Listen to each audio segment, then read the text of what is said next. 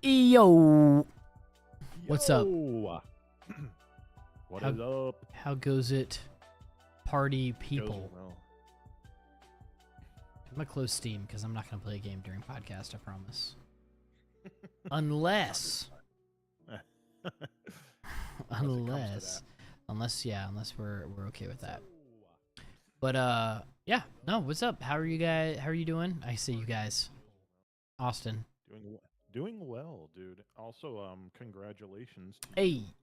A new member of the Moviga family has arrived. I appreciate it, man. Dude, last week as we were setting up for Moviga Monday, I'm up here, literally like headphones on, sitting down, ready to go, getting ready. It's like 7:45, 7:50, like about to hop in because we were gonna play like Mecha Chameleon. It was gonna be like a fun night. Yeah. And I was like super stoked for it. And Haley, my wife Haley, she's like, Brian, and I was like kind of annoyed because I'm like, I just got up here. I was like, hey, let me know if anything's going on. I was like, I'll have my phone with me like right here, so just text me. And so I made it to the top of the stairs and was like right here, and she's like, Brian, and I was like, what? Like he kind of just like with attitude, you know? And and then she was like, my water broke. And I was like, okay, all right, let's go. And yeah, a few hours later, little baby Jace was out in the world. Dude, number 3. This is number 3 for us, and which is insane for somebody who I thought I would have 0 kids. To have 3 now is a blessing, but also terrifying and crazy. But like, this time it was like we showed up at the hospital. We got in pretty quick, thankfully. Haley's doctor was actually the doctor like on call that night, so that was awesome. Oh, that's great. And that, like, makes everything feel a lot better. Dude, yeah, it was so great. And we got there like 9 p.m. Like got admitted and in the room and everything by about 9 p.m. And we live kind of far from the hospital, so that's why there's such a big time discrepancy there. But yeah, and then by 5 a.m. he was here. And we stayed like one night, and then we were like, we're good. They were like, you could stay another night if you want. We're like, nah, we got this down, dude. Let's go. So the name Jace, is that something like, what is that from? Dude, like, how did you come up with that one? I would love to tell you that it's like some cool name from somewhere, but to be completely honest, we were just going through all the names, and we both said Jace, and we were like, that's cool. Let's go with that. And so, Nice. Not a whole lot of like deep meaning to the name. I wanted to name him Kaladin Stormblessed Hill. First Knight Radiant of the Order of the Windrunners in 4,000 years, blessed by Honor himself. But Haley said no. Which is lame, but you know, it's fine. So Jace Cody. Cody's a family name. Awesome. It's my middle name. It was my grandfather's name. It's my uncle's name. Middle name is my grandfather's first name. It's his grandfather's first name. It's his grandfather's first name. So like, I was like, somebody's got to get Cody in there. Get Cody in there somewhere. Nice. But yeah, man. No, I appreciate you guys letting me dip last week. Yeah, of course. I don't know if you know this, but there's like a very, very popular Magic the Gathering character. Planeswalker, yes. Jace Bellerin. Yeah. Yes, I did. I think you spell it. Do you spell it differently? You spell it with a Y? Yes, yeah. Yeah. Jace Bellerin, though, I did see that because I looked it up and I was like, I looked up like people with the name Jace, and I saw that and I was like, at least it's a dope looking card and character. Oh, it's sick. Yeah, he's like one of the most popular, most powerful like mages in the whole thing. He's got a sick Funko Pop too. I'm looking at right now. Oh, does he? Might have to. Sick white base tattoo. Dude, he kind of looks like Kaladin Stormblessed. Yeah. Dude, you gotta read the Stormlight Archives, please. I was also wondering. I couldn't remember who it was, but until just a few minutes ago. But Jason Solo, it's like spelled with Jace instead of. Oh yeah. A-S-O-N. So I was thinking that for a second, and then I saw that he's also Darth Cadus. I was like, well, maybe there's a brothers, like Star Wars brothers thing going. There's also like, I guess, a cool character in Arcane named Jace, and and League of Legends, which I don't play at all. There's like a character named Jace, and those are both spelled the same way. But yeah, that's all. I didn't know either of those. I have not seen Arcane, and I don't play League of Legends because I don't hate myself. Same. I have a very good friend who plays.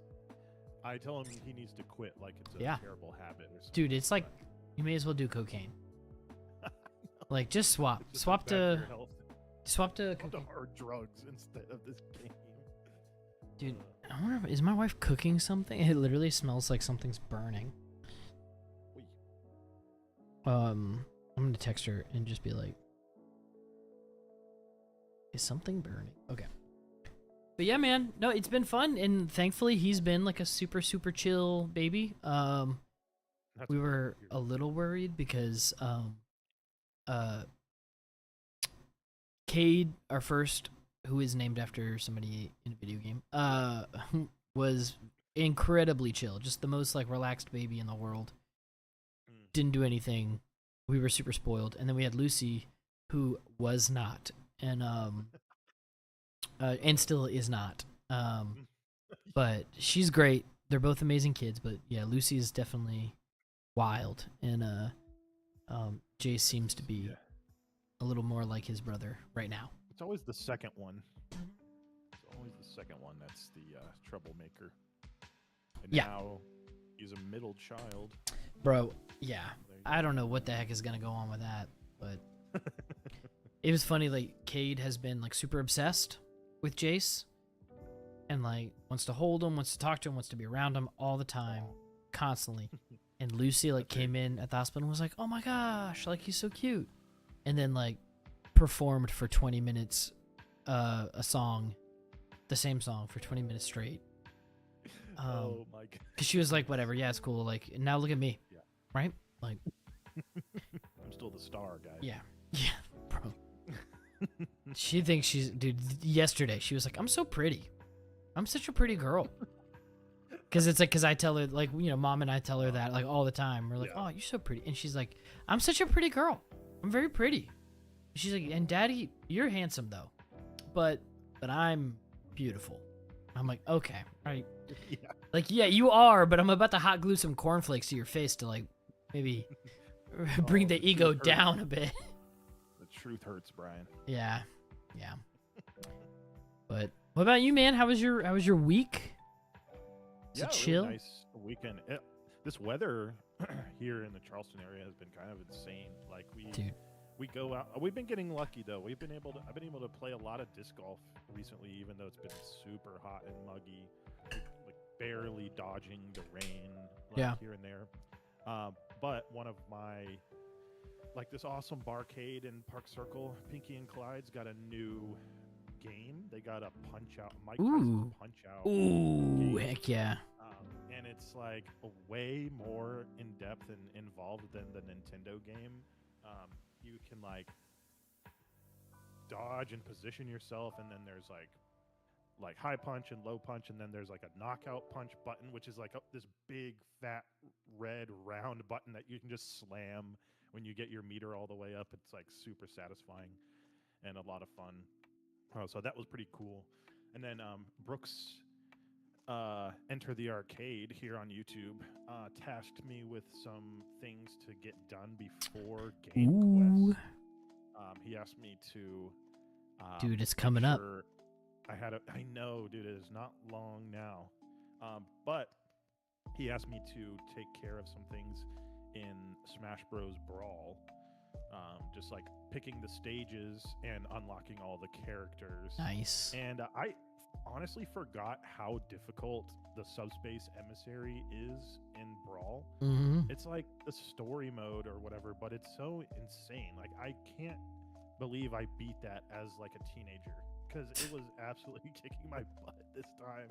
I spent like It's been almost 9 hours of gameplay, and I still have 2 characters to unlock, but I did beat the final boss, so now I can freely unlock the last 2 characters. I Nice. just got Toon Link earlier this afternoon. Nice. Who's like my main in Brawl. But they made Young Link better than Toon Link in the subsequent games, so I kind of switched my main after that. But in Brawl, I always prefer Toon Link because it's just regular Link and Toon Link in that game. But yeah, but it's been fun, and I'm really looking forward to Game Quest. Yeah, dude, Games Quest is always one for me that I'm like, I don't care who you are or what's going on. I will not be available that night. I will be locked into Games Quest. I'm otherwise a no call, no show when it's Game Quest night. Yeah. Do not disturb. Also, I'm looking forward to. We're going to have some brand new contestants in Game Quest this year. Yeah. So I'm really looking forward to that. I think the vibes will be very high. Yes, I agree. I definitely agree. Also, one other thing I got to do this weekend. Steven, like, kind of last minute invited me over to play Bastion. Oh, yeah. For the first time. Thanks for the invite, you freaking butt faces. Mikey was texting me, and I'm like, oh, yeah, let's all get together and play Brian's favorite game in the whole world. Dude, it is my new favorite game. It is so fun. I love it. Yeah. Anyways, that was not on me. That's on Steven. So, but I figured he, thought with a brand new baby. Oh, with the baby. Yeah, convenient. Yeah, I had an absolute blast learning and playing Bastion for the first time. Isn't that game so fun, dude? Awesome. It's amazing. I had such a good time. I'll never forget the story of us, first discovering that game. We were at Tantrum Con with Mikey, a friend of the show, and he picked it up. Like, first things first, we were in the game library, and he just snagged it right off the shelf. And the box itself, if you're in the game, like the board game world, the box itself is kind of just like white noise. Like, it's cool.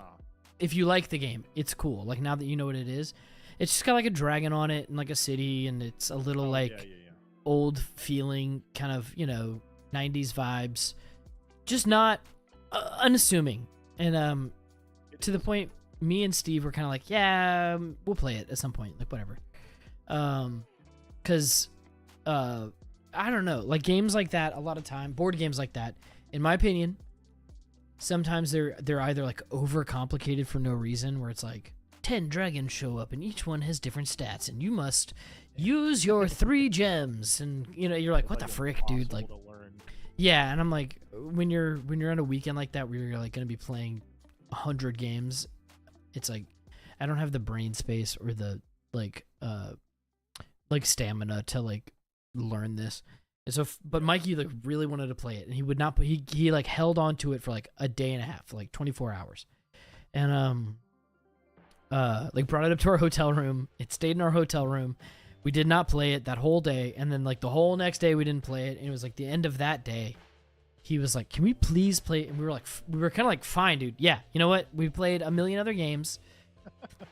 We'll play this game." Yeah.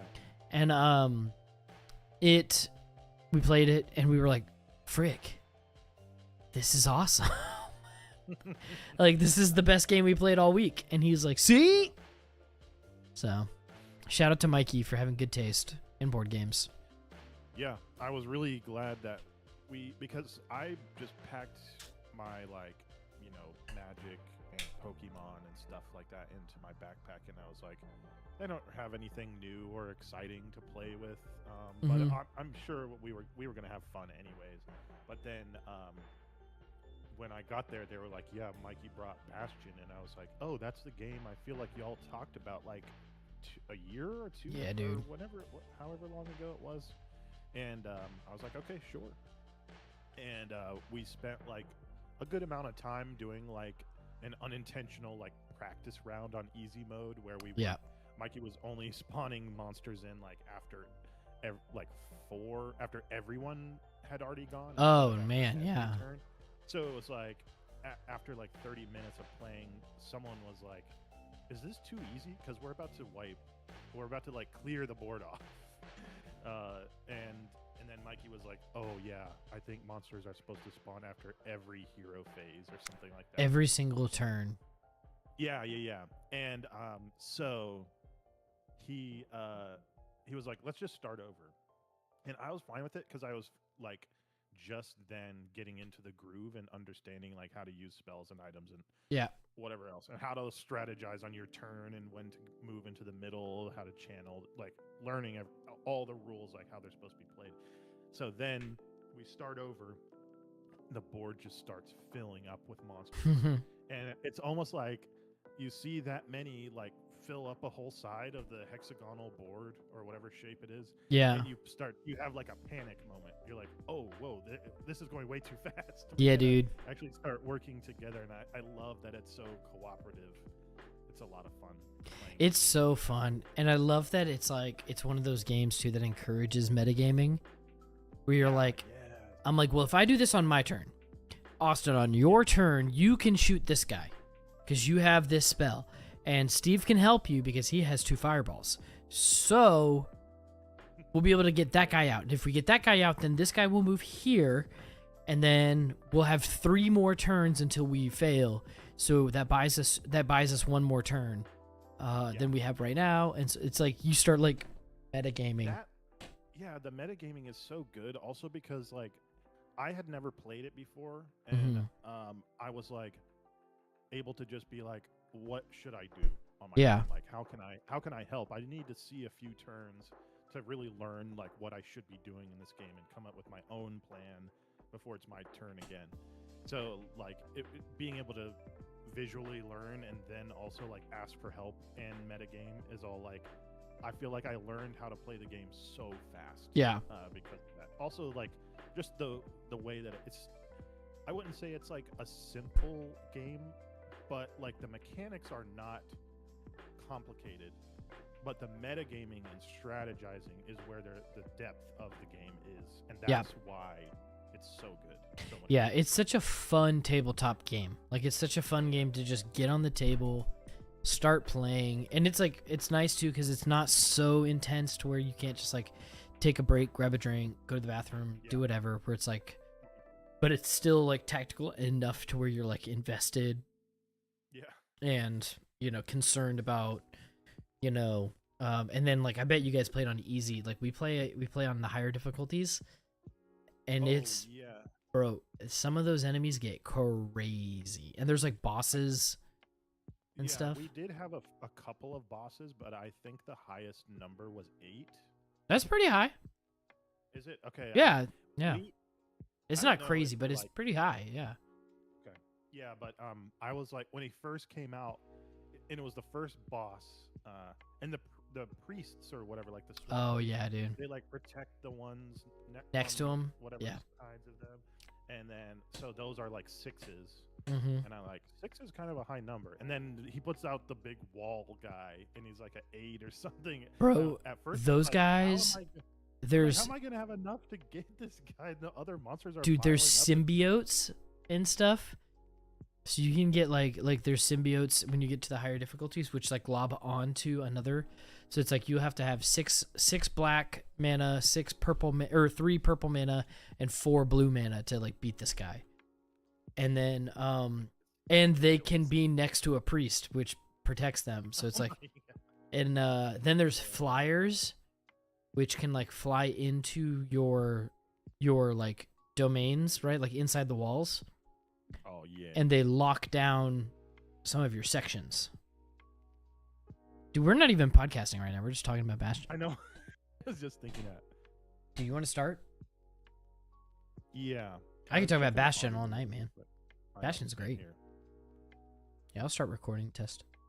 Check. I'm a little low on the live stream, just so yeah, you know. I can turn you up. Oh my gosh. Oh yeah, you're really low actually. Sorry. Check. 1, 2. Oh yeah. I also need to speak directly into my microphone. I have a bad habit of turning without turning my mic. I think I had you turned down for when we were playing a game. Oh. And so I had you at like 70%, so you're back up at 100 now. Okay, sweet. Should feel better on stream for sure. Oh yeah, much better. Sweet. Dude, I think somebody's burning something outside is what I'm smelling. Ah. At least I hope so. I hope it's not my PC and it just it's not inside. Dies. Oh man. But yeah, your sweet. Dust collection is starting to burn. Bro, tell me about it. Dude, I can literally see the dust in my PC right now. Oh, I don't want to talk about it. I don't want to talk about mine. Me neither. I like wipe it down like every once in a while, but like I don't think I've taken it out and like blown it out in a embarrassingly long time. Yeah. Before we start, I'm gonna run to the restroom before we start, and then I'll be good to go. Go for it. Wolf, what is up, my guy? How are you? Hopefully you are well.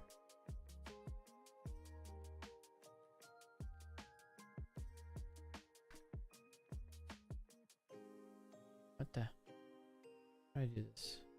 There we go. Sorry, 2 seconds. Oh, could have just done that. Dude, look. I would play games, but pot is life, dude. Gotta do it. Dude, yeah. Wife and kid, new kid are doing great. The other kids are crazy and in a great way. Yeah, Jace, the newborn, has been super chill, really great. Been a lot of fun and adding him to the family, so sweet. Woo! You get that yawn out the way and let's do this thing, dude. You want to just hit what have we been watching and playing and kind of just call it there? Or kind of. Yeah, let's do it. Maybe if you want, well, if we do that, you want to just like, instead of taking a break, you want to, after we talk about that, you want to just briefly touch on some Halo, yeah. Just because I'm really excited about it. Yeah. Other than that, I don't really have much. I forgot about Halo. Yeah, I say let's do that, and then that can be like what we're looking forward to playing next week. Yeah, let's do it. A nice shorty, dude. Yeah, I like it. All right, here we go. 3, 2, 1. Welcome to the Moviga podcast, where we're talking all things movies, video games, and more. Guess who? Oh my god. Ladies and gentlemen, it is I. I'm back from the dead. Your stand-in Moviga personality, color commentator, Brian. Steve is out this week yet again, and I think the text he sent was nah. So I don't really know what that means. No, Steve had a procedure done earlier today on like I believe some nerve stuff in his elbow. So I think he's just taking it easy, which he should be. He should be taking it easy. Yes. Yeah, and then I just had a baby, which is weird because I'm genetically male. No, my wife had the child last week during podcast. Yeah, dude, congratulations. And thank you, sir. Literally, like while we were recording. Yes, it was crazy.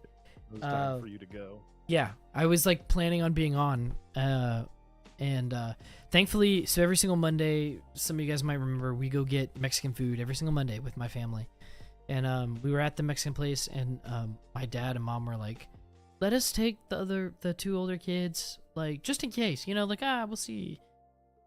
Haley had been having some irregular contractions and stuff, and so we were like, "Sure, yeah, like whatever, probably won't happen tonight," but. And then we got home. I sat down to do podcast, and her water broke, so we had to scramble. Yeah. But yeah, no, that was a week ago. We're back. We're good. Mom and baby are doing great, healthy and happy. It's awesome. Glad to hear it. We're grateful for that. But what I actually have been dying to know the whole time, I'm sitting in the hospital. you know, cut off from contact from the outside world, Yeah. listening to nothing but poop diapers, Mhm. and you know, beeping from machines and stuff.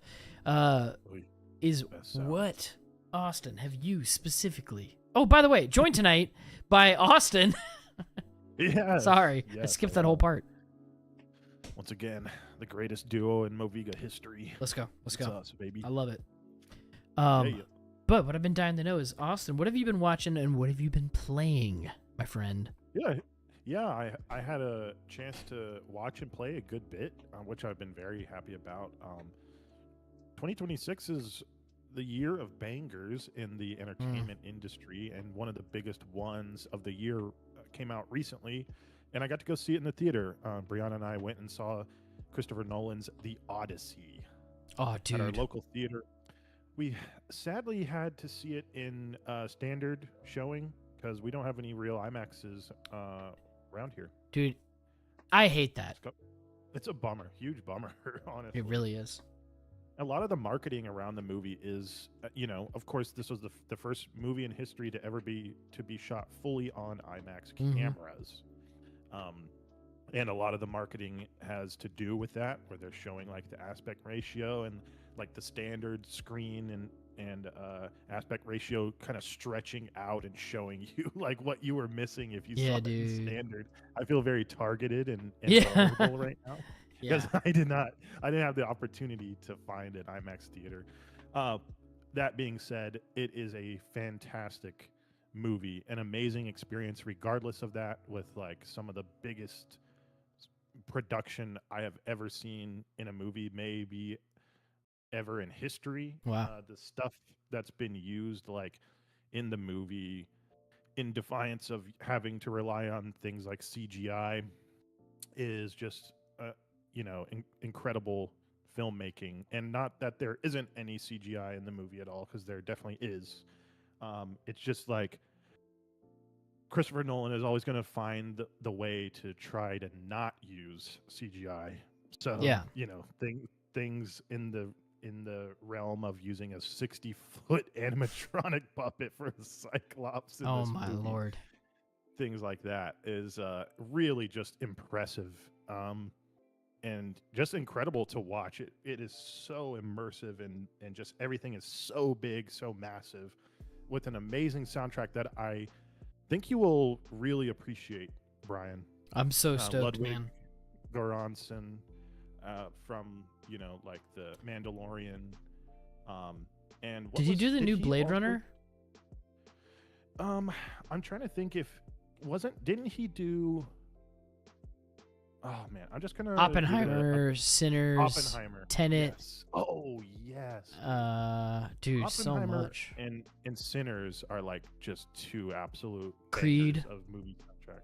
Yeah, awesome stuff. I mean, I was wondering, like, you think Hans Zimmer when you hear Christopher Nolan, right? And that like was a kind of a question that I had. Just like my main big question mark was like, why no Hans Zimmer for a Christopher Nolan movie? Yeah. But then you hear the soundtrack during the movie and you get why. It is like pretty. Dude, I'm a big Göransson. Is that how you say Göransson? I think so. Like, I'm a big fan, dude. Like, yeah. I know.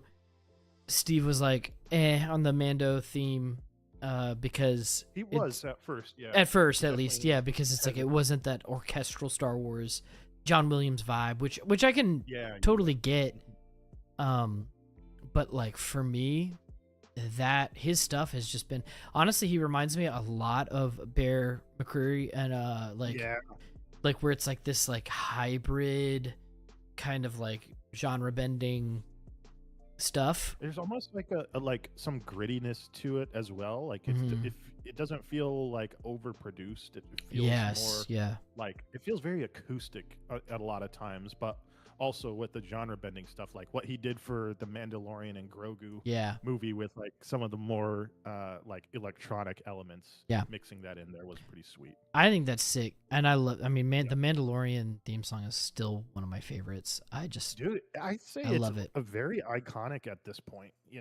It's just It's very recognizable and fits the vibe of the show and the character. Dude, I think super well. In my we opinion. talked about this. I don't want to go too far off, but like you saw Mandalorian and Grogu, right? Yeah, we did. Dude, I really enjoyed it. Yeah, and I liked the definitely had a score great too. time. Yeah. Yes, I did too. I thought that was some of the highlights. Actually, Yeah. was some of the music that he made for the movie. But yeah, it was a lot of fun. You know, it was like felt like just a ton of action. Yeah. Which was great to see. So yeah, I like that one too. And I don't know if we were expecting it to be anything like grandiose. I sure as heck just wasn't. The fact that it was like, no, I don't think so. You know, even just the fact that it's like another live action Star Wars film, but it's not really that kind of movie. It's more of just like The Mandalorian. Yeah. It's not really, you know, reaching into the Skywalker saga or anything like that, you know. I thought it was perfect for what it was. For like, yeah, they put that movie in a vacuum. The weird I forget his name, Stinky, the Hut. Stinky the Hut. Stinky the Hut. Yeah. That was weird. Pretty, I don't yeah, like it was speaking English and having like a New York accent or whatever was kind of weird, but like yeah, we did talk about that last time too. But yeah, I did think that was kind of funny, like a little uncanny, like seeing a Hut speak English, like in the mouth moving to it, because you see Jabba the Hutt and like his mouth essentially only opens and closes vertically. Yeah. So you just like, of course he would speak Huttese because that's like the language built for the mechanics of his mouth and whatnot. But anyways, that's a whole other conversation. Oh yeah. I know I'm going to derail us too much, but talking about Ludwig. No, it's good stuff though, and yeah. So I definitely recommend seeing the Odyssey. I wish I could have seen it in IMAX, but it was a fantastic film. Lots of great memes already too, which I hope you get to see some of. I'm so ready, dude. I'm going on today. We're recording, and I'm going tomorrow, and awesome. I have my tickets, and I'm ready. But yes, I hope you enjoy as much as I did. Oh, I'm sure. Moving on, I got to experience something, something I wasn't like. And something I didn't really have high expectations for, and something I didn't even really know what it was. At least, like, I didn't understand what it was. It's a game. It is an interactive horror video game called Unhinged. Oh. And it's playable via Netflix. Oh. So the story is about a girl named Ava. She's a woman trapped in her apartment building during a hurricane, who realizes that there is a serial killer that is hunting her. Okay. And the way this game works is that your phone is like the controller of the game, but it's essentially on rails. Like you're going to follow this character, and your phone is multiple things. For one, it's a controller, so there's like choice-based options of like where to go, what to interact with, or where to hide, like from the killer. So you point it at the screen and you can click on certain things. It's almost like a point and click type of thing. Yeah. It is also your flashlight. And when you move your phone while pointing it at the TV, your flashlight beam will move along with your phone. And the third thing that it is in game, it is Ava's cell phone. So her best friend, who like lives in the apartment across from her, who can see her from the window, will call you and like try to help you, like tell you where the guy is and what he's doing at certain times. So she calls you and sometimes texts you on your phone, and you use your phone to answer the calls, and then you hear her voice coming out of your phone, whereas the game audio is coming out of the TV, obviously. It's very interesting. It only takes about like half an hour to play, but it's kind of feels like a proof of concept for something like a much more fleshed out version of like this story, because it kind of just plops you into the middle of the story. It feels like, because you just immediately take control of Ava when the game starts. There's no like character introductions, and there's no like immediate explanation as to why this killer is after you, things like that. It's like very Right. short, but it was very interesting. I would say I liked it, but I can see how it could be a lot better, if that makes sense. Yeah. Like, it is, like I said, it's on rails, so you're not controlling the character walking around, but you are, you know, like picking which door to try to hide behind when the guy comes like breaking through your apartment door Yeah. and like move the flashlight around so that you can see when the power is out. So things like that. It also has a stacked voice cast for some reason. Dude. It has Zoe Kravitz, Sadie Sink, and Troy Whoa. Baker all as the three like main characters in the game. Wow. Okay. So yeah, pretty interesting experience. Like if you have Netflix and you're into, if you're feeling up for like a quick 30-minute like horror, it's more like a thriller. It's not anything supernatural or anything like that. It's more like a murder mystery type of thing with a little bit of chases and a jump scare or two, that kind of thing. It's pretty fun. Definitely a different kind of experience. Like I don't play any VR stuff. And I don't really play that many horror video games either. But it was just kind of cool, like something very different to do on Netflix, which I thought was pretty sweet. So I decided to check that out. And I would recommend it, especially due to how short the experience is. Like literally took me like less than an hour to get through it. Dude, So I might have to play this because it sounds... All of the Netflix games have seemed sort of like weird to me. But honestly...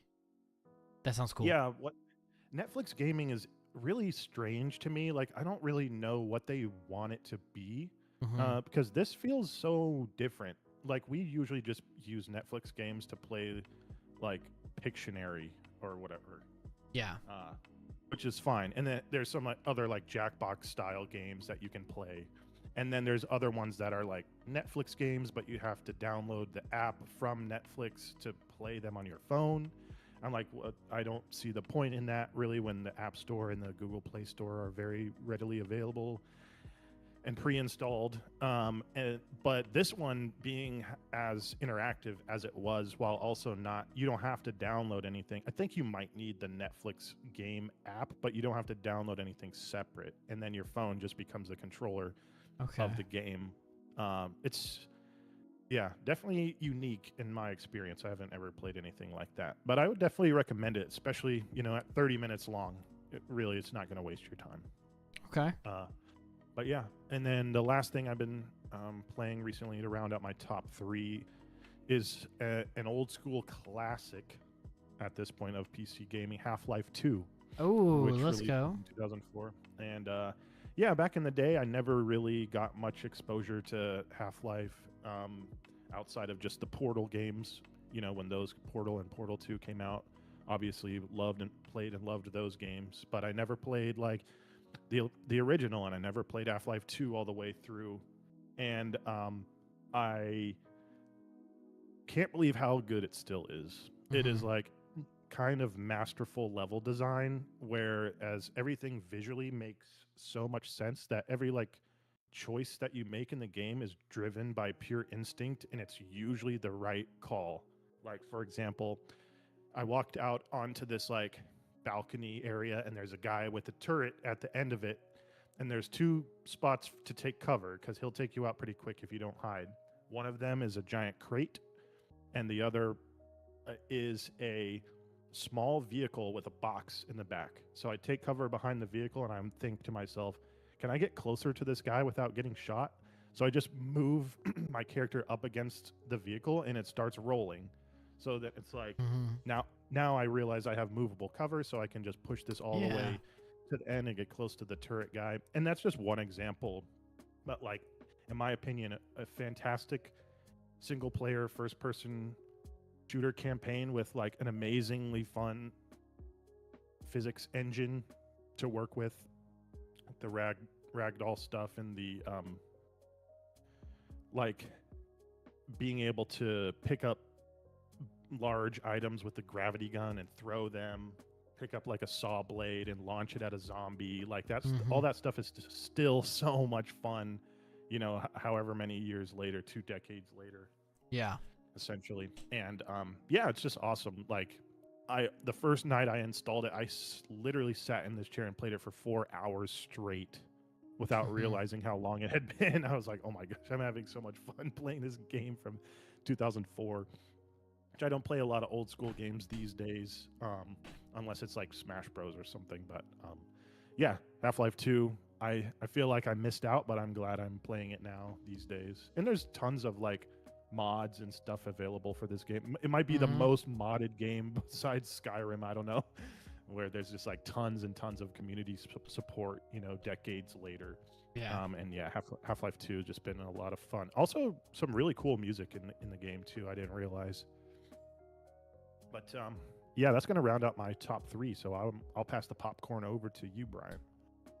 Dude, for me, I finally played some stuff this week. I mean, I've had some time, so I'm on paternity leave. Yeah, nice, awesome. I'm gonna start us off with Cyberpunk. I've put probably another 40 hours in. I've been playing it like crazy, and I still haven't beaten it. I think I mentioned last time I was on one of my criticisms being how quickly I approached the end of the game. Yeah. I still find that to be the case. Like, that's still a criticism of mine, is you can like accidentally miss so much. Like, this game is really, really, really, really good, and they don't kind of push you to explore, in my opinion. Like, I would say, like, I did not feel like like in Skyrim, where it's like you would like accidentally come upon a town and there's like 10 quests in that town. Yeah. And you're like, maybe I'm progressing the main storyline. Maybe I'm not. I don't know. But this is sick. Yes. I had the exact opposite experience with Cyberpunk, which is like I like accidentally beat the game. Like got to the point where it's like, hey, this is the end. So like, just so you know. And I was like, what the frick? And so I intentionally went looking for that other stuff and found it pretty easily, to be fair. But I was like, dude, there's so much. There's so much that I could be doing. And great game, and I've just been having a blast playing it. It's awesome that you got to do all the side quest stuff now, like before beating it too. I think that's probably the way I would have done it too. Like, because I think we were either on the podcast recording or we were about to be, and you were like, I think I'm on the last mission, and you asked me, and I was like, what's the name of the thing? And I looked it up. I was like, oh yeah, you are. Yeah. Like, that's the end. It was such a bummer, dude. Yeah. But yeah, no, that's still just my only criticism. So like, CD Projekt Red, if you're listening, don't change it now. It's too late. But like, that's my only criticism, is I was like, I had put like 20 hours in and was already at the end, but there's 100+ hours worth of craziness that you could do. And I think pushing people to experience that is going to improve the gameplay experience, in my opinion. That's why you mentioned Skyrim. Yeah, dude. It's like they have this formula down. It's like every 40 seconds you see something, and then you can ignore it, or you can go do it and take like in between like 30 minutes to like an hour and a half and do that thing, and then in the next 40 seconds after you're done, you're gonna see something else or someone else. And it's like a masterclass in like non-linear gameplay, where like I remember one of my most recent playthroughs, of Skyrim, I ended up in a tower that I did not recognize, and I got like all the way through. I was like, what the heck is going on? And like at the top there were like these hags, or whatever they're called in Skyrim. I can't remember, like Raven ladies, whatever those are. And I like picked up their heads, and I was like, what the heck? Like, why do I have their heads? And then I couldn't get them out of my inventory because they're key items. And I was like, oh, okay. And then so like I ended up, now it's like I'm doing the quest backwards. And but that's fun in and of itself. And finally I found it. And it's like you got to the halfway point of the quest before starting it. Yeah, and they're like, you need to go up to this place. It's super dangerous. There's going to be 3 hags up there. Bring me their heads. And I'm like, oh, these? And the guy was like, oh, yeah, that's exactly what, yeah, that's right. And so I love that kind of experience. Not so much of that with Cyberpunk, but that's okay. Like the quest progression in Cyberpunk is pretty good too. Other than that, I started another kind of random game on Game Pass. It's one I've been wanting to play a lot, and it's Space Marine 2. Oh, yeah, dude. Awesome. I'm I'm surprised you hadn't already played that. I just it's not that I like didn't want to, but I was like sort of just like like whatever. And I'm not big on the 40K universe stuff. Like I've played Darktide, that's a phenomenal game. Yeah. I hear you. And so like Space Marine, especially with it being like a 2, I was like, I didn't play 1, so it looked sick. Like all the gameplay. Oh yeah. Yep. Our friend Mikey, to talk about him again, he's really into 40K universe, and he was telling me how awesome it was. And so when I saw it on Game Pass the other day, I was like, I'm in. Like, let's go. Oh, yeah. So he and I started playing it, and dude, that game's so fun. It's kind of like very Gears of War. If you like Gears of War, you're gonna love it. And I freaking love Gears of War, so this is right up my alley. So fun. I'm having a blast. I was really, really impressed with the game. I played it on a base PS5, and just like the visual quality. Oh, dude, yes. It's all incredible. Like it's a gorgeous game.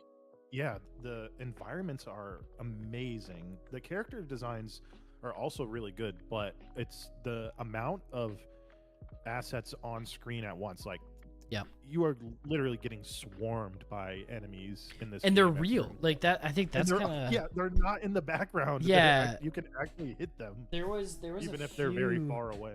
There's like a few moments in the game I'm playing, and like Mikey was like, "Are you gonna like shoot them?" And I was like, "What? Those are real enemies?"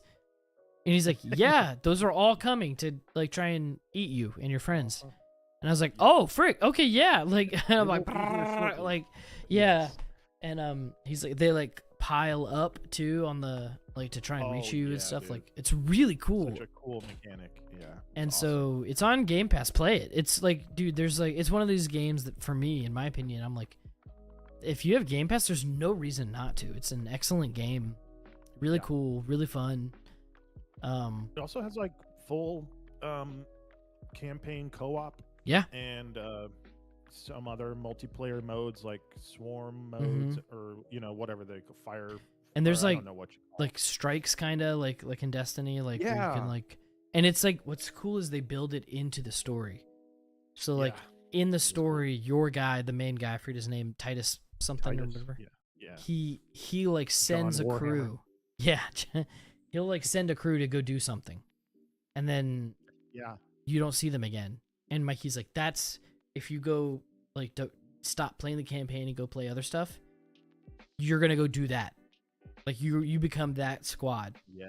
And go do. And I was like, dude, that's so sick. It's a great idea. Very cool. One thing I love about the Warhammer universe and my limited exposure to it is how religious everything is. Like, for example, they're using like technology way beyond what we have available currently, but they still like burn candles in the elevators and stuff like that. I'm like, dude, this game is dripping with the atmosphere of this universe, and it's so cool, and it's like very obvious in the like level design and world design of the game. Even as someone who doesn't really know a whole lot about Warhammer, you can see like the attention to detail. It's pretty incredible. 100%. It feels it's so immersive. It's great. Play it. Like if you haven't, play it. And then last but not least, I was been waiting until we got home from the hospital to buy this and play it, and I did, and I have, and I'm gonna go do it right after we're done here. And that's Assassin's Creed Black Flag Resynced, one of my favorite games of all time. In my top 3. Definitely my top 3. Absolutely my top 5. I have some thoughts. Quickly. So this is the remake. Yes. I think if I'm not mistaken, it's a ground up remake of Assassin's Creed Black Flag because they're using the new engine, like the engine they created for like Origins, Odyssey, Yes. Valhalla, and stuff like that. Yes. And yeah, I think for the most part, from what I've seen, it's been getting pretty great reviews. Obviously, if you just watch the trailer, it looks amazing. Yeah. Like the graphics in this game, especially compared to the original, which still doesn't look bad by any means, but the visual upgrades are serious. And dude, the colors of everything, like the water especially, just looks incredible. Of course, that's like the one thing that you have to nail in like this a pirate game. where in this game, the water has to be great, and it really does look great. It's just like a fantastic looking game. I haven't played it yet though, so I'm curious as to your thoughts. How much have you played so far? Not too much. I'm at Nassau. I've gone on a few. Like I have the Jackdaw. I've done a few of the missions, like where they're like teaching you how to upgrade your ship and stuff like that. Something I miss. I think that Ubisoft has like flubbed from this game and beyond. Maybe not with Origins. Origins I kind of like is like a bridge, I feel like. Between like the two styles of games, and I really enjoyed Origins. But the thing that they've always nailed from Black Flag back is like the slow ramp up to the actual game. Sometimes to a fault, even, because I'd say like Assassin's Creed 3 was almost like frustrating to me how long it took. I to kinda get remember up. that too. Yeah, because you play as like Hatham for like so long, and then it puts you back as like teenage Connor. Yes. And I'm like, forgot about bruh, because at the by the time you're teenage Connor, you're like, I already remember how to play this game. Stop making me hunt deer to like learn Eagle Eye, but with this guy. And I get it. Narratively, it did help, but yeah. So there's all of that. Like the slow ramp on, it is gorgeous. My criticism is gonna make me feel like an old guy. It like make me sound so old. Oh no. And that's just the fact that it's too daggum fast. The parkour. Oh yeah. Some of the like it's better. It is objectively better. Like I forgot that they had said that it was going to be different, and that's probably because of the engine the game is built on. I agree. They're probably trying to make it better too, of course, but yeah. And needed to. It was a little janky in those first 4 games, but like that was some of the charm too, in my opinion. It just feels a little too like there are some jumps that he'll make and stuff that you're like, I don't think so. Or he'll like leap what looks to be 9 feet in the air to grab a ledge to climb, and it's like, yes, you're making it more. You don't have to like be like, oh hey, where's the box that I can get on so I can get up there? Yeah. But I'm also like, I kind of miss that, like, a touch of realism. Yeah. Though it does make the game more fun to play. I was gonna say that kind of removes some of the seams that the older games had, especially like the first game, because I remember how like it was kind of revolutionary, like the system that they came up with, and in the gameplay trailers and stuff, they made it look really easy to do all of that and make it look impressive and easy to do at the same time. But then when you play the game, you feel the clunkiness of it. Yeah, and then there's definitely Assassin's Creed. This is the path we want you to take, and if you don't take it, you're gonna get punished. Yeah, and then in Assassin's Creed 2, everything felt much better. Like it felt like Ezio was much more glued to like the obstacles. And stuff like that. Yes. But it is better. Like again, I'm complaining about it being better is essentially what I'm gonna do. I don't like health bars. The new health system is not my favorite. So like before, it was the old school health system from the first 3 games, and like Brotherhood and all that. Where it's like he would eventually, outside of combat, like regenerate his health, and you could cheese it by like you just ran away from combat for a second and get all your health back. But with where I'm at currently, you only have 2 like consumables to bring your health back, and once those are out, it's like get good. Which again is better. It's a better system, but it's frustrating as, you know, like I've played Black Flag through like 4 or 5 times, and so to have it feel so familiar, and then all of a sudden go away, is odd. Some of the HUD is different, and that's not a bad thing. It's just a kind of a jarring change for somebody who's played this game a bunch. Again, it's probably better, and I don't really care either way. But it's fine. And then last but not least, the combat. They mentioned that they were changing it a bit when they announced like more information about the game and all that, and that I think I even said it here on the podcast. Gave me like some concern, like some level of like unease, because I'm like, man, that's like my favorite part of this game is the combat. But glad to say, again, just like all the other things, but this one's pretty much just flat, no caveats here. It's just better. It feels really, really good. It feels different. So the parrying window and some stuff like that feels a little, I don't know, just overall the parry window feels a little like different. Not worse, not like, it's definitely not worse. It's if anything, not worse, not better, anything like that, but I'm just having a hard time. Like, again, I'm very familiar with this game, and so it feels different enough to where it's throwing me off. But overall, combat is exponentially better. I miss being able to use the hidden blades as a weapon. The interface for some of the weapons and choosing stuff is worse, and I'll say that. That's like my only criticism. Like, so far, like my only actual criticism is like I can't draw or sheathe my swords at all. Like, I don't get to pick that. At least that I've been able to like find.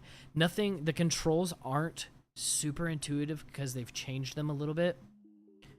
And so like before, it's like Y was your throwable, right? Like whether that's smoke bombs or the blow dart thing, or your guns, projectile, maybe not throwable, but like your projectile weapon. And now it's RT and Y rather than just Y. So it's like just like an added layer, some little things like that I'm kind of like, that's makes it that extra level of having to like interact, that extra interface level in combat makes me trip up on like combos that I'm seeing in game. Where I'm like, oh, I want to shoot that guy, then I'm gonna shoot, hit this guy with my swords, and then I'm gonna assassinate this other guy because those guys will be dead, break line of sight, and I'll jump down and kill this guy. It's like, no, you're not gonna do that. It's like you're gonna like have to kind of aim at that guy, and then maybe it'll shoot, maybe you won't, and then so that's my only like criticism, and it's a light one because honestly the combat overall is much better. It's nice. Way more fluid, makes way more sense. Yeah.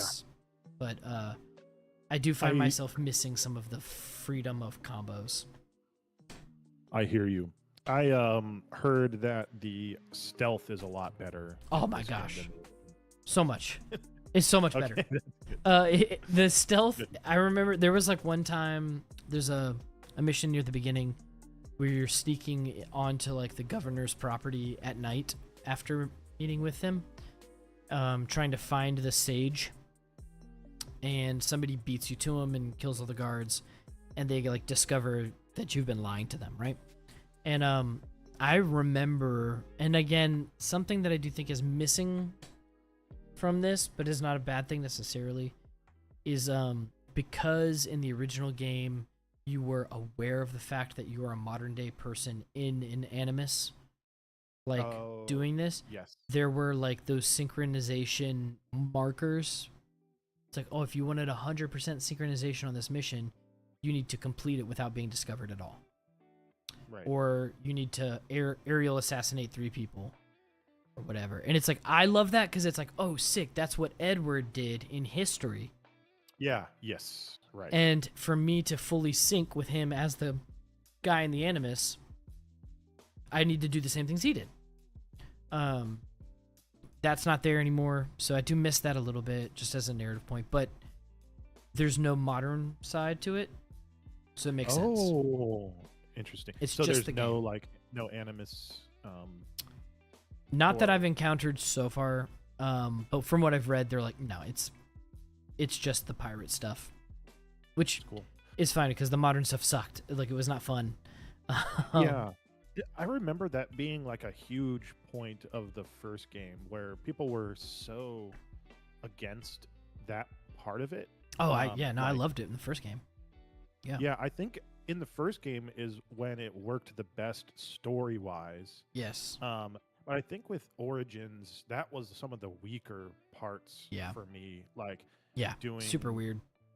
Some of those, and it might have been, I can't remember if it was in Valhalla as well, but there's like moments where you have to go find like a tower to get like unlocks parts of the map or whatever. And the tower itself is like built out of like a holographic grid. It just looks so odd against the backdrop of this game that takes place in a historical setting. I will say, I liked some of the mystic stuff. You know, the apple and like these artifacts of like the precursors. Oh, and, yeah. like, that's cool. But with Origins, they kind of went deeper into that. I don't know, though. I kind of like, once they kind of were like, no, it's just like a super advanced alien race, whatever. I was like, bah. I was like, keep some mystery, keep some weirdness. Like, I liked the fact that it was like maybe some sort of divine thing, or that we're like trying to unravel the mystery by using the Animus and like the Templars and the Assassin. And I was like, I loved that. That's why, for me, Assassin's Creed ends at Black Flag. Yep. In reality, like, that doesn't mean other games aren't good. Not saying that at all. But no, all in all, it is as good as everybody says. It sounds like I'm kind of nitpicking because I'm like, that's what I have to do to find anything to talk about, really. Because honestly, I'm just really, really, really enjoying it. It's awesome. That's great to hear. Yeah, it's a lot of fun. I'm glad it's so good. It looks so much better too. It needed it. Yes, this was a great choice to remake, in my opinion. Yes, this was one of the best choices of any game to do a remake for. I think we're 2013 is when the game came out, I believe. I think that's long enough, especially for a ground up remake of something like this, especially one that really benefited from the remake. It sounds like. Yeah. A remake was the right move, not a remaster. I think they've done a remaster. But which is the one I usually play, because I mean, this game came out like what, 2012? Yeah, 2013.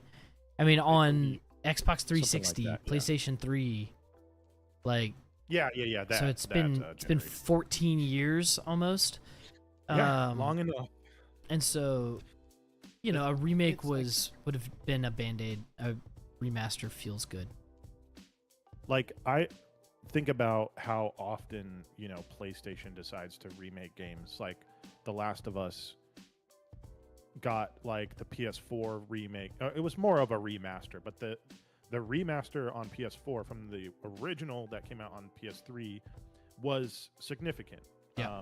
It really helped the game, especially in terms of performance, and they didn't change anything about it. They just made it look and play better.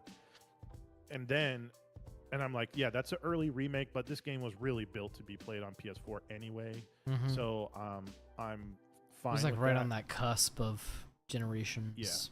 Yeah. and then now, um, with the Last of Us Part One, which is like the true ground up remake, I'm like, this doesn't add anything. Yeah. It doesn't make the game better. It doesn't make it play better. Yeah, the graphics are brand new and stuff, but the graphics of that type of linear single player story focused game from 2014, like on the PS4 generation, literally on the PS4, is not old enough to warrant a full ground up remake. And then they do something so similar but much worse, in my opinion, which was, not to mention that was like the third time they've released that game, was the Horizon Zero Dawn remake. I'm like, this game isn't old enough for a remake. And this was like late into the PS4 generation, gets a PS5 remake. Just kind of not making anywhere near as much sense as this does, where you have a game that came out on the PS4 era and Xbox One era that had some technical issues and some jank, and now we're far along enough to where a full ground up new engine remake makes a lot of sense to fix this game but also preserve it at the same time. Feels a lot better than something like that. Yeah, I couldn't agree more. I really do think it benefits from an actual remake and not just a remaster. That's why I'm not upset that the game, it feels different. It feels a little different. It is a little different, and that's to make it better. Like, if this game came out now, it would feel more like this. And so, but they still kept the important parts. Like everything is still feels like they didn't remove any of the heart or like the character of it. In my opinion, they just improved on some things, and other things it was probably like, hey, like this is just how we're gonna have to do it because our control schemes have changed. And so we're gonna do it like this to make it more in line with what I assume is probably like Shadows and Valhalla and those. And yeah, which I'm fine with. It like here's my only other actual criticism. This game needs to be $30. I'm sorry. I get it. It's a complete remake, and that's different from a remaster. But we've all played this game already. And you can get it on Game Pass, the remaster, like right now. Yeah. And I hear you. $70 for premium. Price point is so like in a horrible state right now for releases. That's why I would say maybe to segue into our next point is the so we wanted to talk a little bit about Halo Campaign Evolved, which releases tomorrow as of this recording. But 5 days ago, if you pre-ordered the game, like the special edition or whatever, you get the 5-day like early access, which is cool. And I think, that I believe was like a $70 version, like against the standard release, $49.99 for Halo Campaign Evolved. It's almost at the correct price point in my opinion. So a couple of things. So Halo Campaign Evolved is a full ground up remake of Halo Combat Evolved, but just the campaign, not any of the multiplayer, but with 3 added prequel missions on top of a lot of quality of life improvements, and then some other things added like weapons from later games being available to use, like the energy sword, the battle rifle, things like that available in this campaign Evolved. And the original Halo campaign that weren't previously available. So I do think that is cool. I will be playing this game like a lot of people on Game Pass when it comes out. So I am not dropping the $50 for the game. I think 50 is a lot closer to correct than like Last of Us Part 1 when it came out was $70. Crazy. Assassin's Creed Black Flag Resynced Black Flag, excuse me. Careful. Is $70. Yeah, I know. But in terms of like video game AAA releases, $70 is a lot of money to drop on one game. Yeah. like on top of that, these games being remakes of older games, Yes. like so it's like the experience. We all know the story and the characters and all that. There's not going to be really any major surprises with this game. So yeah, I feel like $50 feels a lot better. Still a pinch high in my opinion, especially with the lack of multiplayer, at least for right now. Yeah. I don't know what the future may hold. I couldn't agree more. I think it's a little high, personally. I'm very excited for this. Just a little bit. Yeah. Yeah. Me too. All that to say, I am excited to be playing the game tomorrow. Yeah, me so I'm too. looking forward to it. I have tried to like play it, the Master Chief Collection, like replay through it, and it's like, dude, it's rough. It's old. It's it's aged, and it's just kind of hard to play a game nowadays that's old. Like games feel so good now, to where I'm like, bro, I can't sprint. I can't ADS on a lot of the guns. And I get it. It's true to form. But it's very funny. Like now that you mention it, kind of topical. Actually, I've been like during when we were talking about our top 3, I've been playing Half-Life 2. It's in a lot of ways the design of Half-Life 2 still feels very modern. Yeah. And there is a sprint button, but yeah, you're not outside from the sniper rifle. You're not aiming down sights in this first-person shooter with any of these weapons.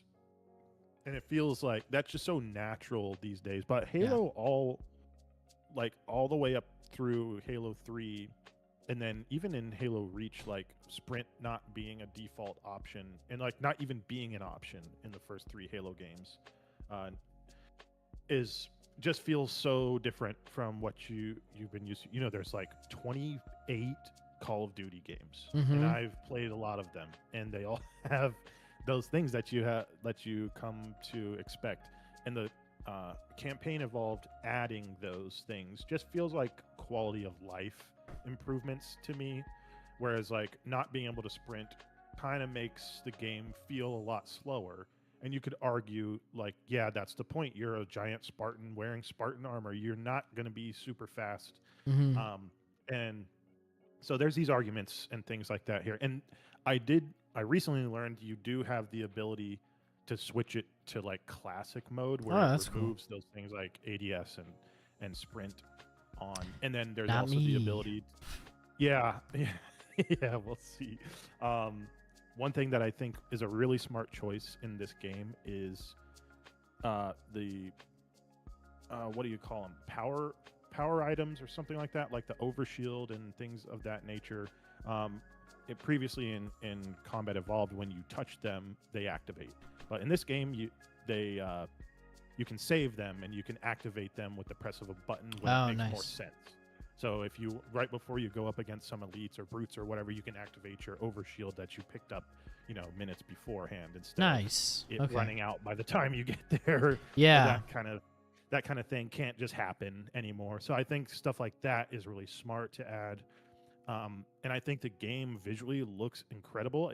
I believe, dude, yeah, everything I've seen has now switched over to Unreal Engine 5, which I think is probably better than trying to stick with an engine that nobody knows how to use, because that way it's harder to hire outside help and contractors and things like that to work on games. So I mean, there's definitely good side and bad side to something like that. But yeah, the game visually does look fantastic, and it's been a long time since I've played that original campaign, so I am very much looking forward to diving back into that tomorrow. I'm gonna do my best to pour some hours into it tomorrow, but we'll see. With the new baby, it's either gonna be like, I got all the time, or it's gonna be like, nope, 0 hours. But yeah, dude, it looks so stinking good. I'm really excited for it. Yeah, I do think the price point's a little high. I think you're kind of a chump if like you're not waiting for it on Game Pass. The only way I can see it is if like you're somebody who just doesn't play a ton of games. You know what I mean? It's like this is the game you buy on Xbox this year. Then yeah, like that makes total sense, if you're playing like 1 or 2 games a year. But like it's an old game, man. I'm not paying $50 for it. Yeah, I'm it's sorry. Like, the point you make also is kind of interesting because now this is, historically the first time Halo will be playable on PlayStation oh, or that's right. you know Yeah. other consoles outside of just Xbox. So I believe it's getting a Steam release and a PlayStation Store release, as well as I believe a physical disc release for the Let's PlayStation go. 5. So yeah, I mean, also, so to your point, if someone who doesn't have Game Pass is probably someone who only plays on PS5, Yep. and the only way to be able to play Yeah. this game is going to be to drop the $50. Yep. So yeah, I think I was very excited when they announced this game because I just have like, aside from Halo 3 and its multiplayer, Combat Evolved is like my most fond memories of the Oh Halo yeah. franchise, and the campaign is just so classic. It's going to be just like a total blast to just go back through that again, but with quality of life improvements and a whole new graphics engine built from the ground up. It's just Yeah. like I'm so excited Yeah, man. to play it. It's gonna be I it's want gonna be a heck of a day. like ironically thinking about all of the like console wars stuff, and like there's those old prank YouTube videos of Oh yeah. playing Halo on PS5, and it's like someone just takes Halo 3 and puts it in a PS3 and it just doesn't work, of course. Yeah. That kind of thing. Now that's like that just feels so archaic these days, and I do like kind of love that it's releasing on other platforms, but I'm just going to be playing it on Game Pass anyway, because I think that just makes the most sense for someone in my situation. But it's very historic. Halo kind of was the Xbox's entire identity for a little while. Yeah. There, at least for the most part. The whole Halo 2 and then Halo 3 after that was big enough to essentially create their own ecosystem around the console that it was, exclusively released for. Yep. Things are a lot different these days, but Halo is still way, way up there in terms of gaming franchises, especially the ones that I love and respect the most. And I love that they changed it to Halo Studios instead of 343 or whatever they were gonna continue with. I think Halo Studios makes it feel like, okay, they're a lot more focused on bringing Halo back into the conversation as like one of the greats that it always was before. Mm-hmm. And I hope they do, because I know Asha in like some of her like public addresses have been like, this might be the last time it's playable on a PlayStation. Very true. And so like, doubling down on like Gears and Halo and Elder Scrolls Forza. and Forza and stuff like that. I'm like, dude, Fallout. I'm like, honestly, again, as starting to become like the old guy, I'm like, heck yeah, like that's all I want. Yeah. But I am a little concerned for some of the innovation, but that happened before. Yes. As well, on its own. I don't think that the innovation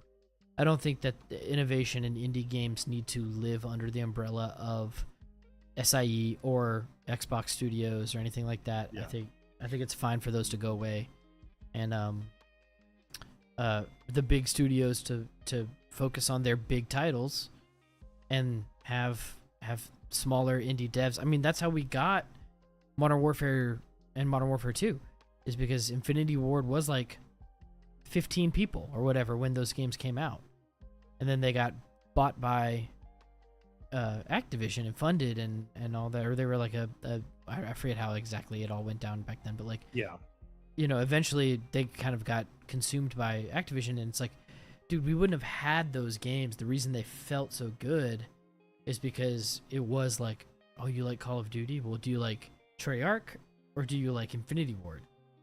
Yeah. And I'm like, I like them both, but like if I had to pick, I kind of like Infinity Ward a little bit better. Yeah. But anyway, it's like, that innovation and that sort of like indie feel to what are now ginormous games, but back then, Yeah, of course. I think that'll happen regardless. Yeah. One thing that comes to mind thinking about like exclusive, like platform exclusivity, is like, you have some people online that are a little bit hypocritical. I've noticed, like, on the one hand, like, and there's a good argument to kind of sit on the fence a little bit here, in my opinion, to whereas you have, make the game more accessible to everyone, release it on as many platforms as possible so everyone can play it. But what's happening on the other hand at the same time was you're losing exclusives, and you're almost taking away some value from your hardware. Yeah. And that means like less, and console sales is not like a huge money generator. I think a lot of them are losing money on production, at least unit by unit. But having the opposite of that, where you're building your console and your brand by having the the quote unquote better games on it, which creates competition, which creates better games, which creates a better ecosystem for the consumer, a better consumer experience. Now you have everyone trying to be the best and doing their absolute best to get the game that you want to play out there, but on their console. So tons of conflicting opinions, and I don't even know how to tell you which one is right, to be honest. Me either. But I tend to err on the side of like, I wish everybody would just get along and we could play everything wherever. But I also agree with you that like competition is what breeds. I mean, like I'm a big Destiny player still, even though they've ended support, and like Destiny was at its best when it had a game that was threatening its ecosystem. I remember like when Anthem was like coming in, they're the Destiny killer, and like it fell flat, but like the Destiny community was like, what are you guys gonna do? And they did some awesome stuff. And each time there was a game that came out, the Division 2 and whatever, it's like Destiny would do amazing those are some stuff. Great games. Yeah. Oh yeah, and I played both of them. They're awesome. Like see, that's the type of tough competition that makes your game better, regardless of which one you decide to be on. It doesn't have to be about the console that it's on. That's more of like a marketing and like corporations trying to make profit. Yeah, I agree. But when you have like passionate devs like at Bungie who want you to play their game and spend more time in their game than the competition, they're just gonna try to retain their player base and make it healthy. As opposed to locking you into one particular piece of hardware. I mean, I think too, like, this is a guess, it's a total stab in the dark, but like personally, just for me, I've returned to console gaming honestly a little bit, because my PC is great, it's still running great, I can still play pretty much all the games, I haven't run into really any issues, but like for me to upgrade my PC is going to cost thousands of dollars. Yeah, too much right now at this particular moment. And I can get pretty close to like at least 4K 60 on my Series X. I mean, like I'm saying like I can get 4K 60 on my Xbox Series X, and I'm saying like that's almost at parity with a lot of PCs, and you can still run it at like 1440 120 or 1080 120. If your TV supports that, or monitor, whatever you're on. And so like I'm finding it harder and harder. Like I bought Black Flag I bought it on console, I bought it on Xbox, because I was like, I want to play this on the couch, I want to have this forever on my Xbox and play it like that. I don't know. I see maybe potentially a return to consoles, because there'll be even the Steam machines like $1,300 for the one with a controller.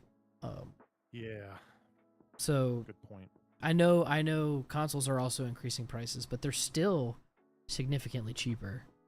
Yeah, it's definitely the best in terms of like budget. It's still your best bet by a lot. If you're not trying to spend a lot of money, like a PS5 or a Series X or even a Switch 2. Yeah.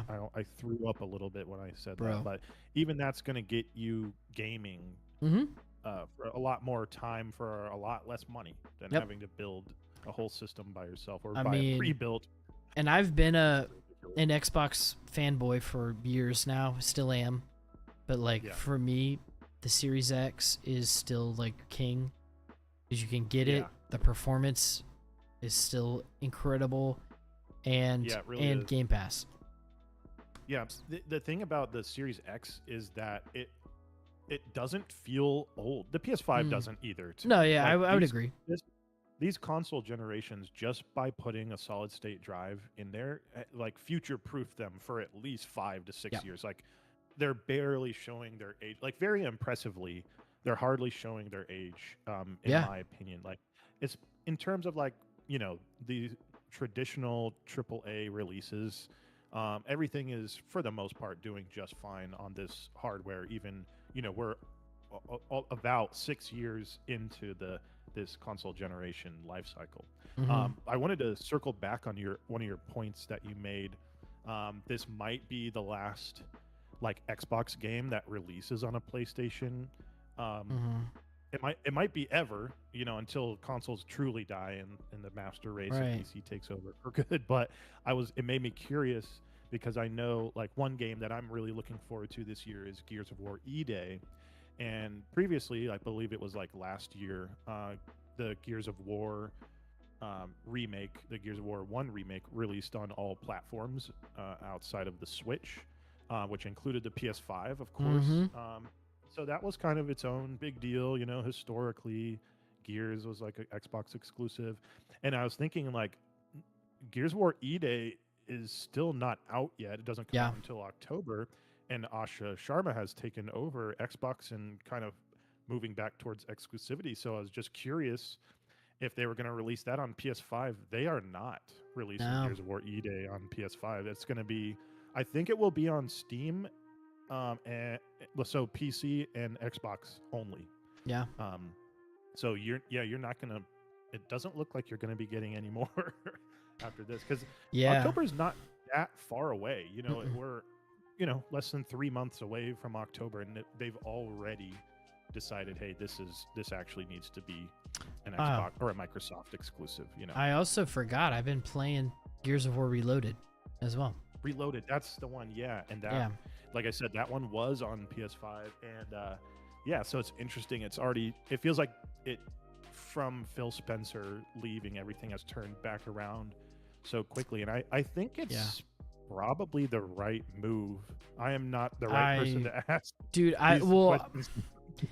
me either, but like to be honest, I think I agree. As much as a Philip, who's Mr. Philip, Phil Spencer fanboy as I am, I think his ideals and like his like heart is in the right place as far as like taking care of capital G gamers, but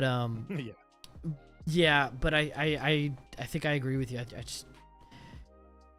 I don't see, and it's like that would work in a perfect world. It's like communism. It's like it would work if Jesus were in charge of it, because he's perfect and has no bias or lust for power or anything like that. But the reason it doesn't work is because we're imperfect people who take advantage of one another. And I kind of feel the same way about like the Xbox, Xbox trying to be the nice guy for the last like 5 years, and Sony kind of just being like, "Nah, bro, we're gonna do what we do," and like winning. You know what I mean? Like because it's like no, like you want to play God of War? It's the sickest game to ever come out in the last 2 years. Like it's on. Oh, you want to play Ghost of Tsushima or Ghost of Yotei? You want to play it's, and I'm like. Me, an Xbox fanboy, I'm like, I really freaking do want to play those games. Like, and it's like I do like it. I like it because I think you're totally right. Like in a perfect world, it's up to the game developers to make the best games that they possibly can and keep their players. It's like they don't need to be worried about what piece of hardware that you need to play it on. If everyone could just play every game on anything that they had, their Samsung refrigerator touchscreen, playing Doom on that. You know, if everyone could do that with any game, it would be all the pressure would be on the developers. Dude, you know what? I think you just nailed it. I think that's like the exact issue because like there hasn't been a need for these big major studios or companies, not just studios like Xbox, but also like one notch below that with like Activision or I'm trying to think of like a big Sony one but they don't really have one similar to Activision that I can think of off the top of my head, where it's like they have a ton of subsidiaries and other stuff. But like, there's not a lot of incentive for them to invest in cool games that they think will build an awesome ecosystem. Games like Destiny or games like whatever, like that are like innovative in a certain way, bringing something new to console or whatever that maybe wasn't there before,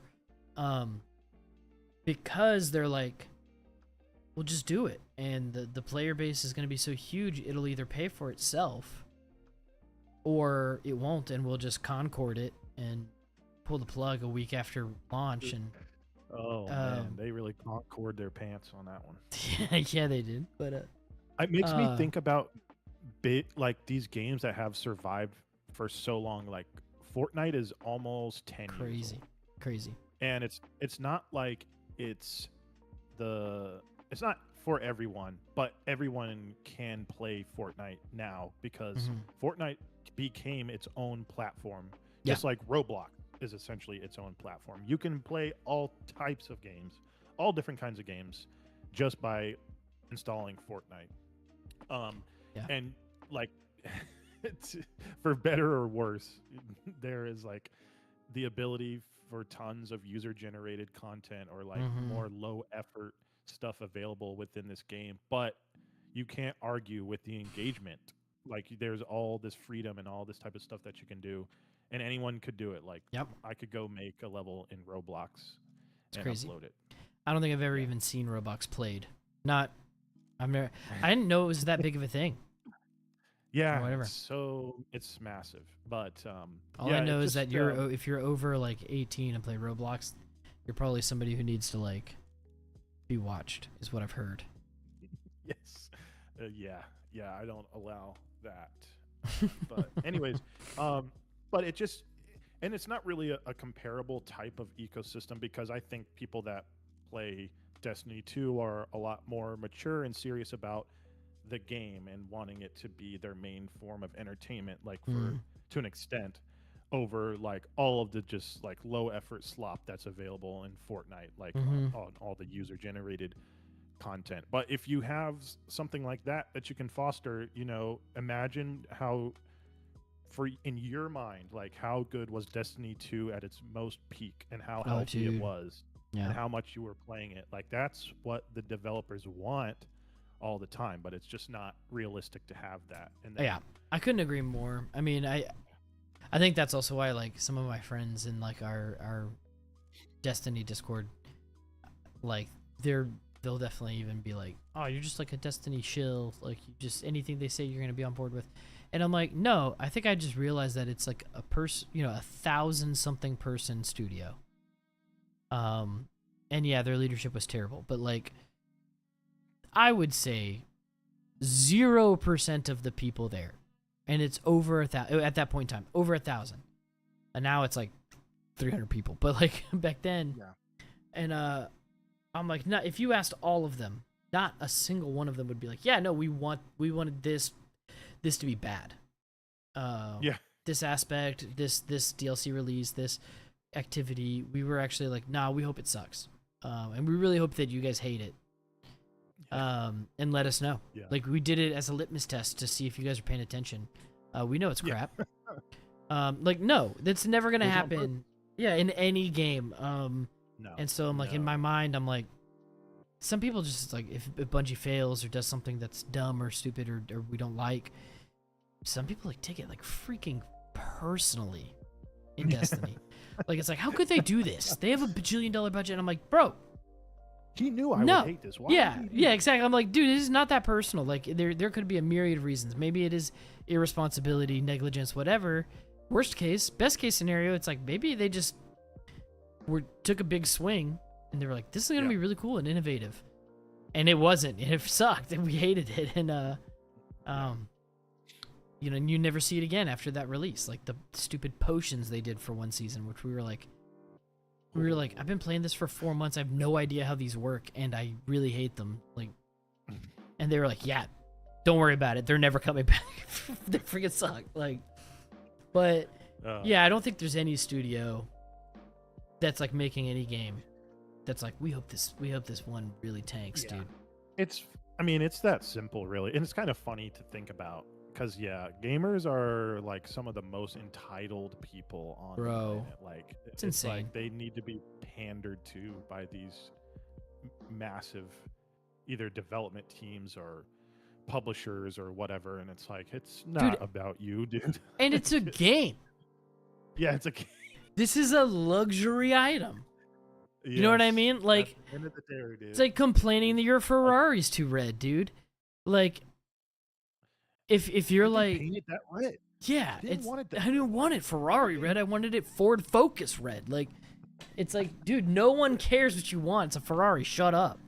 But like, yeah, no, I'm the same way. When people like whine and complain about a game, I'm like, you have the option to not buy it, not play it, play something else. There's a billion games. Some of them are, there's so many fun ones. And then also like option number 2 is like, okay, I don't know, like, what? It's a game.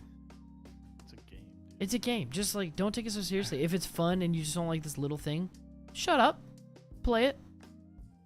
Or if you hate it that much, shut up and go away. Yeah. Dude. Yeah. You can go find you a little echo chamber on Reddit somewhere. Dude, yeah, do that, or just go play something else. Like, if you hate Destiny and you're like, Warframe's better, this game freaking sucks, whatever, I'm like, dude, please go play Warframe. Please. Very good news. Warframe is available for I was going to say, you want to know what's awesome? Is Warframe's free and great. Yes. So go play it. It's awesome. Like, yeah. You don't have to be in my game with your poopy drawers. It's same with like Black Flag, like where I was like, I know I'm getting nitpicky with it, but I'm like, dude, if people are like, it's a remake, I don't want to put, then don't buy it. Yeah. Don't buy it. Please don't buy it. Yeah. I bought it because this is one of my favorite games of all time. I'm having a blast with it. So. Yeah, I think I know we're way past Black Flag, but I meant to say this earlier. I think Black Flag was totally the right choice of Assassin's Creed game. Oh yeah. It's not the one that benefits most from the remake. I think the first one, obviously, being mechanically the worst one, would benefit more. But people don't love that game like they love Black Flag. And there's an argument, like, why don't you remake the worst thing so you can make it the best thing? But it's like, people don't really want to play the first Assassin's Creed game again. And not that we can't appreciate it for what it was, but Black Flag, I think, is a very obvious choice. Like, everybody loves and remembers this one as the best Assassin's Creed game of the old. Totally AC, agree. As a huge Assassin's Creed fan, it's like before Destiny, before anything, Assassin's Creed was my franchise. Yeah. It was for me, it was Call of Duty and Assassin's Creed. Assassin's Creed was like my story thing, and Modern Warfare and all that was like my multiplayer. I devoured the first like section of Assassin's Creed. Assassin's Creed 1, I loved it. I get it. It's janky, it's repetitive, the story was really cool. Yeah. I loved the setting. I loved Altair. I thought it was so cool. And so I was already hype on it. And then Assassin's Creed 2 came out. And, obviously, Assassin's Creed 2 is, like, arguably one of the best. Like, I would put it up against Black Flag as, like, those two are, like...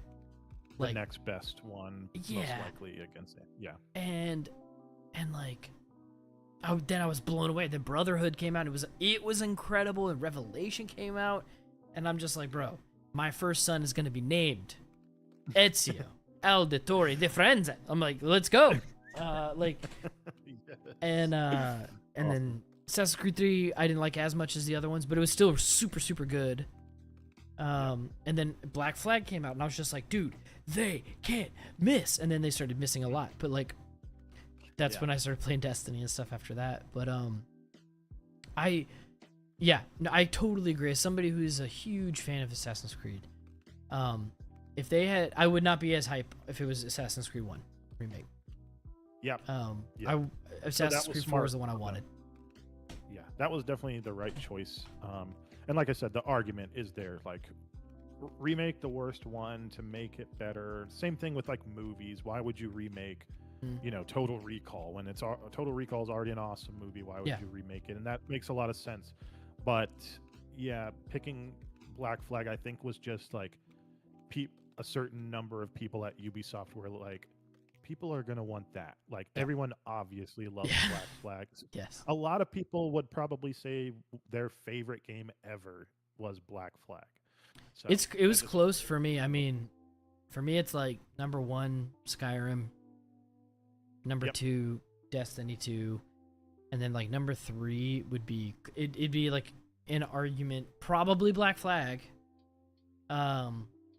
Maybe there's like some other games in there that could push it out that are more modern, now with the remake, it's a little bit more viable, but like, Ghost of Tsushima is in my top 5 for sure. And it's like, all right, cool. Like, but Black Flag is still up there for me with like Ghost of Tsushima and stuff like that. So yeah, God of War would also probably be up there for me. Yeah. But yeah, dude, it's I'm having a blast with it. I think it was the right call. That's awesome. All that to say, I think I don't have a whole lot more on any of these topics, but all that to say, I am really looking forward to playing Halo campaign involved tomorrow, and I hope that this does well. I don't know like how realistic it is to expect any type of update to this in terms of like adding multiplayer. Yeah, I would love that if they were able to do that kind of in a more modern way that makes sense for a release like this. That would be pretty cool. But glad that it's coming to Game Pass, obviously. Another great reason to have Game Pass, as well as, like Forza Horizon 6 came out this year, Gears of War E-Day is just around the corner here in early October. Like, once again, Game Pass is like, I'm really getting my money's worth out of it, even after the price increases, which also was very happy about the price reduction. Yes. For Game Pass Ultimate, that was pretty nice, even though it's still a little higher than I wish that it was. But the amount of games that I'm getting, and I'm the one that's just using Game Pass for PC, whereas Caden is, using his Xbox. Yeah. So we're as a family, we're getting our money's worth out of Game Pass, and it's just so nice to have it. Honestly, the Xbox app on PC is kind of one of the better ones for me. I never really have any issues with it, and it's always, what I love is like, it always wants to show you what's new on Game Pass. And I just like, being an old person, that's like, it's hard for me to search around and find things, especially if it's something I've never done before or a platform I never used. If I just want to know like what's new on Game Pass, it is literally right there when I open the app. So I really appreciate things like that. And then also, I never have any issues like with game files or installing anything. I also not really into like modding and things like that, so I don't really care if there's like some limitations on that side. Everything's just working out so nice for me with Game Pass, and I'm super stoked for some more Halo and what this might mean for the future of Halo as a franchise again. Dude, So I'm looking forward to it. Reset it. Halo 2 next, and then Halo 3, and then just keep on going. That would be so sick, actually. I would be very happy. And then just redo Halo 4 with some changes, and maybe some narrative changes. Make Halo 5 good, please. Yeah. Oh, wait, was that the one? Sorry. With the hunt? Yeah. Was that Halo 5? Oh, gosh. Or is that Halo 4? Okay, all right. Then I was thinking Halo 5, sorry. Halo 4 was good. It wasn't as good as everyone was hoping. Yeah, no. 4 and 5 Halo were like 5 fine. Yeah, I would say fine. I played 5. It didn't keep me as long as any of the other No. games. I played 5 for a little bit, and I think I actually gave up on the campaign. And wanted Just to played love the- multiplayer. I thought the setup for the campaign was so cool with Locke and everything, and Yeah. I think it's gonna go. Man, just kind of a bummer. Yeah. We haven't Alright. once said Halo Infinite this evening. We have not. No, we mentioned haven't we? it. Yeah. Anyways, We can talk about Halo it's a game Reach that- though. Oh my goodness. That's the course. the next remaster I want. Give me a Oh, Halo man. Reach remaster, dude. It I don't might be know. Good to just start with that. Yeah, I that would might- love to get. I would love to get Halo 3 again, but I would Yeah. totally take Reach. Me too. If we're doing another remaster. But yeah, that's all I really had on that topic. But yeah, it's been fun tonight, just talking about things that are coming out. Mhm. That's been kind of a shorter. Well, I thought it was going to be Not really, shorter. yeah. It's already 10 o'clock. But, Dude, we got excited talking but yeah. about Assassin's Creed and Halo, and lots of good releases. Yeah. You know? It's been a good summer. it has. If you're a gamer, this summer's been, and Movie it's only gonna watcher. get better, man. Yeah, So. I'm really looking forward to this holiday, man. Lots of big ones coming out. Oh yeah. But well, cool. Let's if you want to join the conversation, go to movigapodcast.com. There you'll find links to everywhere you can find us. If you're listening online, you can find this podcast and previous podcast episodes on Apple Podcasts, Google Play, anywhere you listen to podcasts. You can also find us on youtube.com. Just search Moviga Podcast. We'll come right on up. There you can join us live every Moviga Monday at 8 p.m. Eastern and join the conversation. Yell at us in the comments. But if you can't join us live, make sure you join us in the Discord. And let us know, let your voice be heard. Let us know what you're watching, what you're playing, what you're excited about, what you hate, who you think the most attractive co-hosts are. There's an easy answer. Yeah, super easy answer. But yeah, let us know. Join us, like I said, every Moviga Monday at 8 p.m. Eastern here on YouTube. And until then, Austin, thanks for joining me tonight. Brian, thanks for having me. It was man. a good one. Another good one with the dynamic duo. Let's go. The Duo Viga. I mean, let me come up with something a little catchier. I don't I know. might get that tattooed. Yeah, right here. Right in the forehead. But, Yes. Chat, thank you guys so much for joining us tonight. Thanks for blowing it up. Smash that like Sure. button. Smash it. Like it. And share us wherever you can or with your friends or family who love nerdy things. But until then, we'll see you next Monday. Bye.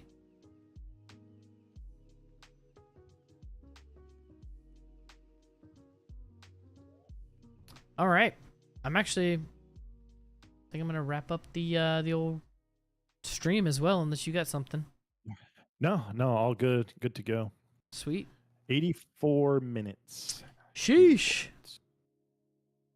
Not bad. Not bad. Well, hey, chat, you guys rock. Brooks, Wolfgang, you guys are amazing. Yeah, thanks for being here.